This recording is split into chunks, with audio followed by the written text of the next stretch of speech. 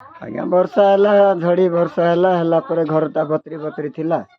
आज आम प्रार्थना को जाइलु आसलु घरे बसलु गंडे मुठे खाइबू बोली चिंताधारा कर बसी से समय घरटा भसड़ी गला। आज्ञा अचानक भसड़ी गला आमर किसी उपाय ना आम प्राण विकल मु पदाक बाहरी पड़ली मो स्त्री उपरे काठ पड़गला मो स्त्री अंटा माड़ हो गला। आज्ञा बड़े दुख ए कौटी शुबू कौटी खाइबू ए वर्षार आम केमती शुबू आमर अड़सी पड़ोसी लोक मैंने सब सामान नहीं आमको आश्रय कले तापर मो स्त्री को मत से काठरू टेकिकी बाहर कले एमती मो स्त्री अंटा माड़ हो जाए। तेणु मुझे अनुरोध करुच्ची केते ऑफिसर मैंने आसिले आम दुख सुख किए बुझिले नहीं आ मो स्त्री मुंड को माड़ होता भित्रिया माड़ होती किंतु ब्लड बाहरी तथापि आम प्रबल वर्षारे भुशुड़िला घर कांथ एभली घटना देखा मिली गजपति जिला मोहना ब्लॉक मेरापल्ली गाँव में।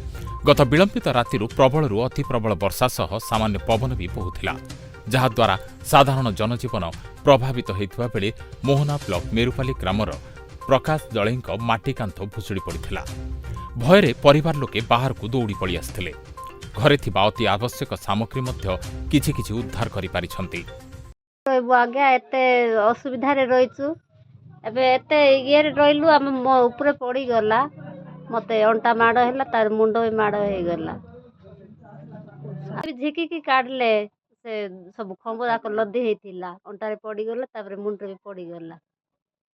परिवार लोके अन्य जनक घरे आश्रय नैथिबा बेले सरकारी सहायता को अपेक्षा करिसंती परिवार लोके।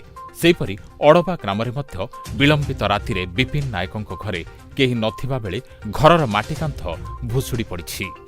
मोहनारू अंशुमान पंडांक रिपोर्ट स्वस्तिक न्यूज। आपण माने देखुचंती स्वस्तिक टीवी।